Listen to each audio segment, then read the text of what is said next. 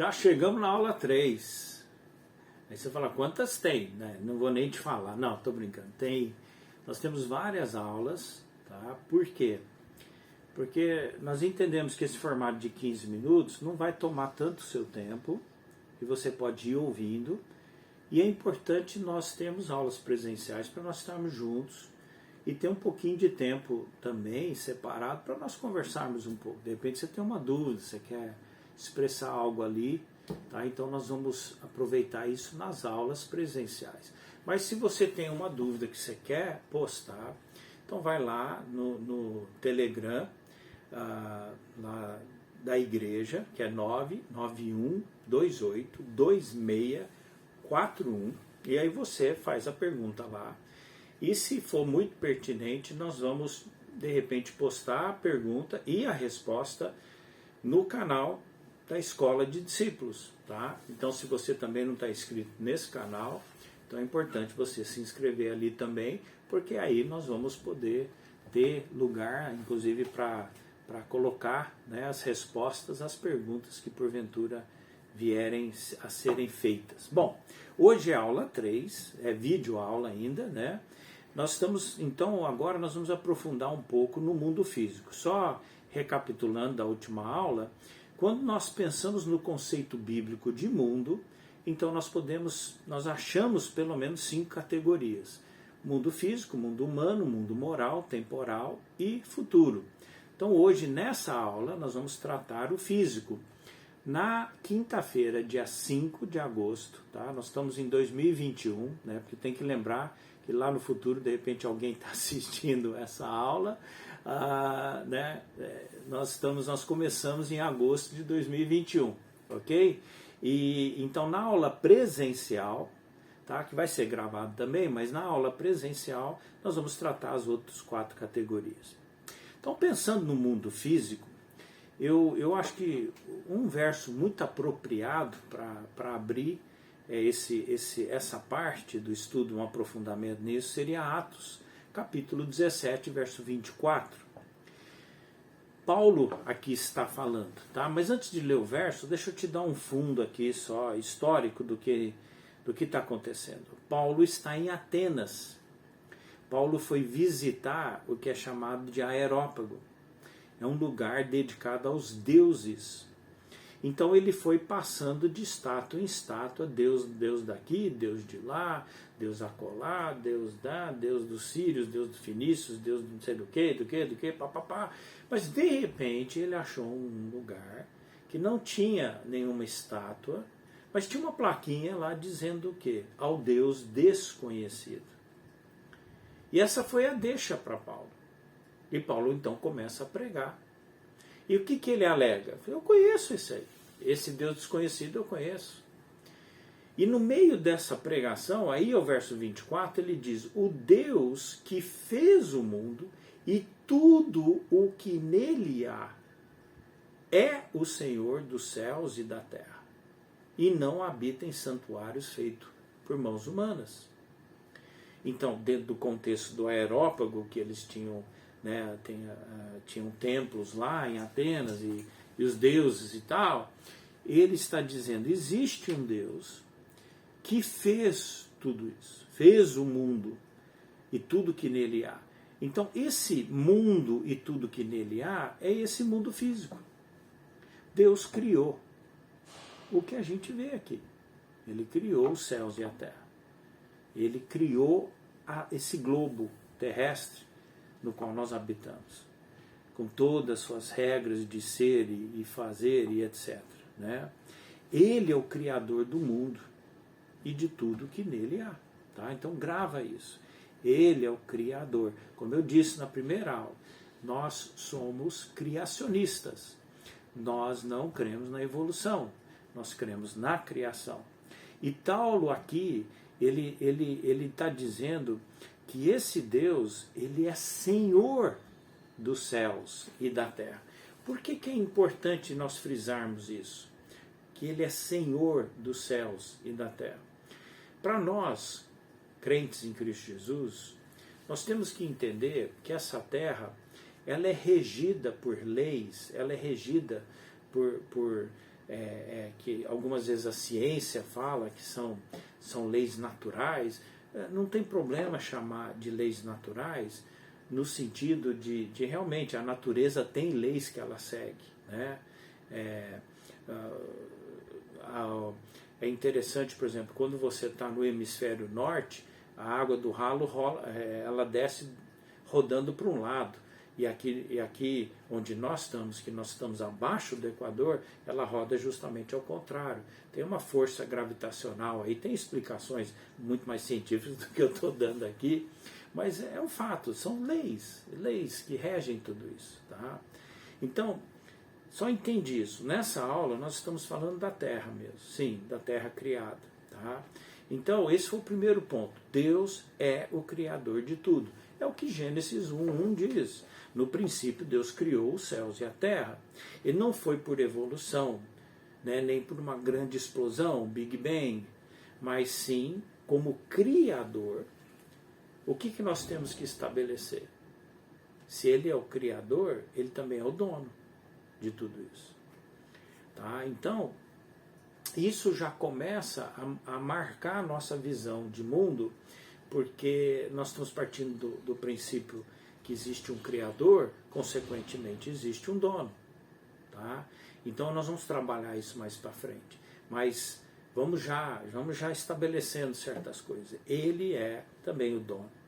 E é interessante que Isaías, capítulo 6, verso 3, ele faz uma declaração lá, muito interessante, porque ele diz, eu vou ler o verso, e proclamavam uns aos outros. Né? Quem que proclamavam uns aos outros? Bom, se você for ver o contexto do texto, Isaías está tendo uma visão do trono de Deus.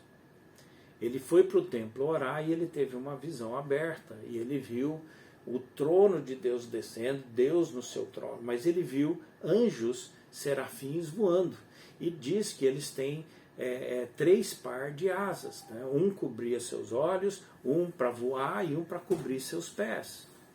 Tá? E tudo isso tem uma simbologia. Nós não temos tempo para entrar nisso, mas eles proclamavam uns aos outros. Os serafins proclamavam entre si: Santo, Santo, Santo é o Senhor dos Exércitos. A terra inteira está cheia da sua glória. Então, eu e você, como crente, como é que eu devo entender que a terra está cheia da sua glória? Eu quero, assim, de forma mais objetiva e simples, é para você entender o quê? Que a terra, essa criação, ela está cheia da presença e da majestade de Deus. Se você olhar para toda a criação, esse é um dos argumentos de Paulo lá em Romanos capítulo 1, no início, porque ele está falando que a própria criação testifica da existência de Deus, testifica do Deus que nós temos, que Deus tremendo Ele é. Né? E é verdade isso. Então, quando Isaías registrou as palavras dos serafins, porque aqui não é Isaías que está declarando isso, mas sim os serafins, e eles estão falando a terra está cheia da sua glória, eles estão dizendo que esse mundo físico ele tem marcas da presença de Deus. Então, um exemplo, vai ver o pôr do sol em sequência por 30 dias. Toma o propósito de, por 30 dias, todo dia você vai lá ver o pôr do sol. Do mesmo lugar. Tá? Do mesmo ponto. Você vai parar ali e você vai olhar para a mesma paisagem. Você não vai ver um pôr do sol igual ao outro. O Senhor é criativo. Então, tudo isso mostra a sua presença. Mas o mundo não está só cheio da sua glória. O sol está tão fora de lugar aí. Né? Não está apenas... Essa é uma das coisas. Quando nós olhamos para o Salmo 27:13, é interessante, esse é um terceiro ponto que eu quero estabelecer aqui, a terra, ela está cheia do quê? Olha o que diz o salmista aqui. Ainda assim, confio que verei a bondade do Senhor enquanto estiver aqui na terra dos vivos. A bondade do Senhor. Por que é importante nós entendermos e trazermos isso então para dentro da discussão? Porque muita gente está falando hoje que Deus é um desmancha-prazer, que Deus, ele só, né, tipo assim, ele só acaba com qualquer alegria nossa, a gente não pode fazer nada. Se nós realmente entendermos o que é esse mundo físico cheio da glória, da presença, da majestade de Deus, mas ela também emana a sua bondade, que Deus está aqui cutucando cada ser humano para atrair para Ele, para os cuidados dEle, para o amor dEle, nós entenderíamos que nós temos coisas tremendas nesse mundo. Esse mundo nos dá ar para respirar, porque Deus criou assim. O sol nasce todo dia, porque Deus controla. O sol se põe e vem à noite, tem o dia e noite. Por quê? Porque Deus está no controle de tudo isso. Então, nós precisamos entender que Deus, Ele nessa terra, nesse mundo físico, Ele é o provedor, o sustentador, Ele é o protetor.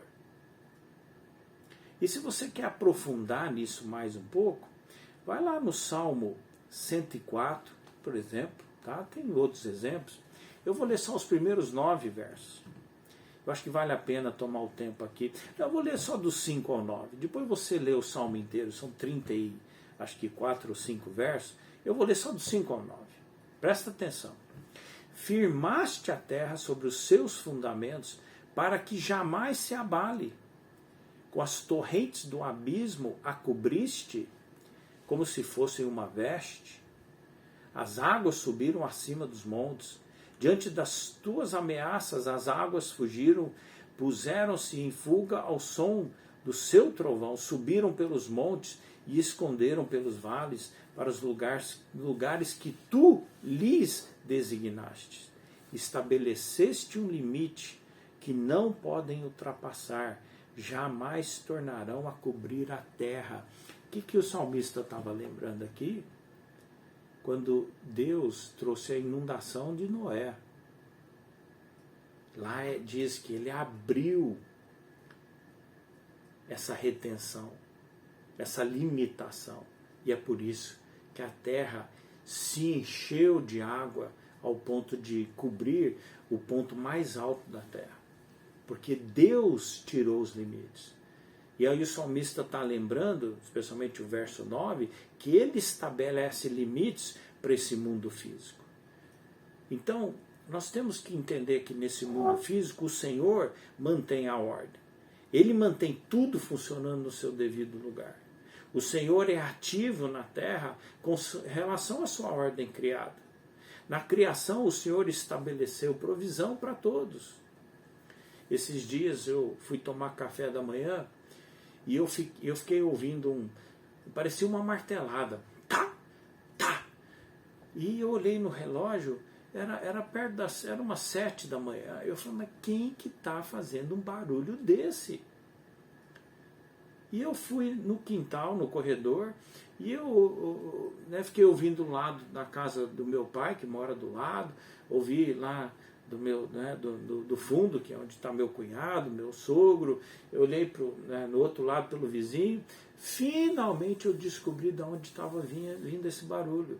Tinha um passarinho que ele estava em cima da calha da minha casa com eu não sei se é um coquinho, o que era, mas ele estava do lado da calha assim, pá, pá, para quebrar, para poder pegar o que estava lá dentro. Se isso não é maravilhoso, se isso não é provisão, né, como é que Deus... Quem que ensinou esse passarinho? Não, Deus criou ele assim. Então, quando nós vamos falar de mundo, nós estamos falando de um lugar cheio de Deus, de um lugar com a presença de Deus, de um lugar mantido por Deus, de um lugar criado por Deus, de um lugar sustentado por Deus, estabelecido por ordens de Deus, por regras de Deus.